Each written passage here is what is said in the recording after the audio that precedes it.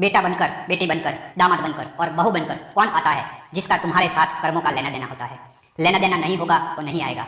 एक फौजी था, उसके माँ नहीं, बाप नहीं, शादी नहीं, बच्चे नहीं, भाई नहीं, बहन नहीं, अकेला ही कमा कमा के फौज में जमा करता जा रहा था। तो थोड़े दिन में एक सेठ जी जो फौज में माल सप्लाई करते थे, उनसे उनका परिचय हो गया और दोस्ती हो गई। सेठ जी ने कहा, जो तुम्हारे पास पैसा है वो उतने के उतने ही पड़ा है, तुम मुझे दे दो, मैं कारोबार में लगा दूं तो पैसे से पैसा बढ़ जाएगा, इसलिए तुम दे दो। फौजी ने सेठ जी को पैसा दे दिया। सेठ जी ने कारोबार में लगा दिया। कारोबार उनका चमक गया, खूब कमाई होने लगी, कारोबार बढ़ गया। थोड़े ही दिन में लड़ाई लग गई। लड़ाई में फौजी घोड़ी पर चढ़कर लड़ने गया। घोड़ी इतनी बदतमीज थी कि जितनी जोर जोर से लगाम खींचे उतने ही तेज भागे। खिंचते खिंचते उसके गलफा तक कट गई, लेकिन वो दौड़कर दुश्मनों के गोल में जाकर खड़ी हो गई। दुश्मनों ने वार किया, फौजी भी मर गया, घोड़ी भी मर गई। अब सेठ जी को मालूम हुआ कि फौजी मर गया तो सेठ जी बहुत खुश हुए कि उसका कोई वारिस तो है नहीं, अब ये पैसा देना किसको। अब मेरे पास पैसा भी हो गया, कारोबार भी चमक गया, लेने वाला भी नहीं रहा, तो सेठ जी बहुत खुश हुए। तब तक कुछ ही दिन के बाद सेठ जी के घर में लड़का पैदा हो गया।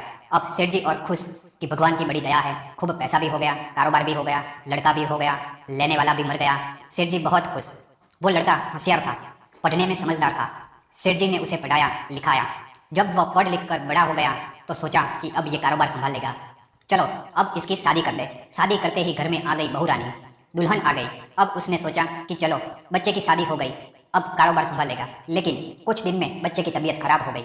अब सेठ जी डॉक्टर के पास, हकीम के पास, वैद्य के पास दौड़ रहे हैं। वैद्य जी जो दे रहे हैं, दवा खिला रहे हैं और दवा असर नहीं कर रही, बीमारी बढ़ती ही जा रही, पैसा बर्बाद हो रहा है और बीमारी बढ़ती ही जा रही है, रोग कट नहीं रहा, पैसा खूब लग रहा है।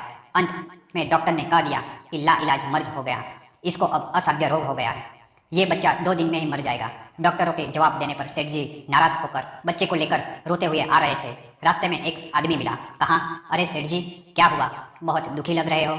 सेठ जी ने कहा, ये बच्चा जवान था, हमने सोचा बुढ़ापे में मदद करेगा, अब ये बीमार हो गया। शादी होते ही हमने इसके लिए खूब पैसा लगा दिया, जिसने जितना मांगा उतना दे दिया, लेकिन आज डॉक्टरों ने जवाब दे दिया अब ये बचेगा नहीं, असाध्य रोग हो गया, ला इलाज मर्ज है, अब ले जाओ घर, 2 दिन में मर जाएगा। आदमी ने कहा, अरे सेठ जी तुम क्यों दिल छोड़ रहे हो, मेरे पड़ोस में वैद्य जी दवा देते हैं, 2 आने की पुड़िया खाकर मुर्दा भी उठकर खड़ा हो जाता है, जल्दी से तुम वैद्य जी की दवा ले आओ। सेठ जी दौड़ कर गए, 2 आने की पुड़िया ले आए और पैसा दे दिया। पुड़िया ले आए, बच्चे को खिलाया, बच्चा पुड़िया खाते ही मर गया। बच्चा मर गया। अब सेठ जी रो रहे हैं, सेठानी भी रो रही है और घर में बहू रानी और पूरा गाँव भी रो रहा। गांव में शोर मच गया कि बहू रानी सेठ की कमर जवानी में टूट गई, सब लोग रो रहे हैं। तब तक एक महात्मा जी आ गए। उन्होंने कहा, भाई क्यों रोना धोना। लोग बोले, इस सेठ का ही एक ही जवान लड़का था, वो भी मर गया, इसलिए सब लोग रो रहे हैं, सब दुखी हो रहे हैं। महात्मा बोले, सेठ जी रोना क्यों। सेठ, महाराज जिसका जवान बेटा मर जाए वो रोएगा नहीं तो क्या करेगा। महात्मा, तो आपको क्यों रोना। सेठ, मेरा बेटा मरा तो और किसको रोना। महात्मा, और उस दिन तो आप बड़े खुश थे। सेठ, किस दिन। महात्मा, फौजी ने जिस दिन पैसा दिया था। सेठ, हाँ, कारोबार के लिए पैसा मिला था तो खुशी तो थी। महात्मा, और उस दिन जो आपकी खुशी का ठिकाना ही नहीं था। सेठ, किस दिन। महात्मा, अरे जिस दिन फौजी मर गया, सोचा कि अब तो पैसा भी नहीं देना पड़ेगा, माल बहुत हो गया, कारोबार खूब चमक गया, अब देना भी नहीं पड़ेगा, बहुत खुश थे। सेठ, हाँ महाराज खुश तो था। महात्मा, और उस दिन जो आपकी खुशी का ठिकाना ही न था, पता नहीं कितनी मिठाइयाँ बट गई। सेठ, किस दिन। महात्मा, अरे जिस दिन लड़का पैदा हुआ था। सेठ, महाराज लड़का पैदा होता है तो सब खुश होते हैं, मैं भी हो गया तो क्या बात। महात्मा, उस दिन तो खुशी से आपके पैर जमीन पर नहीं पड़ते थे। सेठ, किस दिन। महात्मा, अरे जिस दिन बेटा ब्याहने जा रहे थे।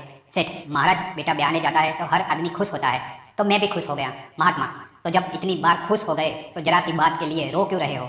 सेठ, महाराज ये जरा सी बात है, जवान बेटा मर गया, ये जरा सी बात है। महात्मा, अरे सेठ जी वही फौजी पैसा लेने के लिए बेटा बनकर आ गया, पढ़ने में, लिखने में, खाने में, पहनने में और शौक में, श्रृंगार में जितना लगाना था लगाया, शादी ब्याह में सब लग गया और ब्याज दर ब्याज लगाकर डॉक्टर को दिलवा दिया। अब जब 2 आने पैसे बच गए वो भी वैद्य जी को दिलवा दिए और पुड़िया खाकर चल दिया। अब कर्मों का लेना देना पूरा हुआ। सेठ जी ने कहा, हमारे साथ तो कर्मों का लेन देन था, चलो हमारे साथ तो जो हुआ सो हुआ, लेकिन वो जवान बहुरानी घर में रो रही है, जवानी में उसको धोखा देकर विधवा बनाकर चला गया, उसका क्या जुर्म था कि उसके साथ ऐसा गुनाह किया। महात्मा बोले, वह यह वही कौड़ी है जिसने जवानी में उसको धोखा दिया, इसने भी जवानी में उसको धोखा दे दिया। वैद्य शास्त्र व पुराणों के साथ साथ सभी साधु संतों का कहना है कि यह संसार कर्मों का लेखा जोखा है, इसमें भी जो जीव चैतन्य है वो समझदारी से भवसागर हो जाएगा।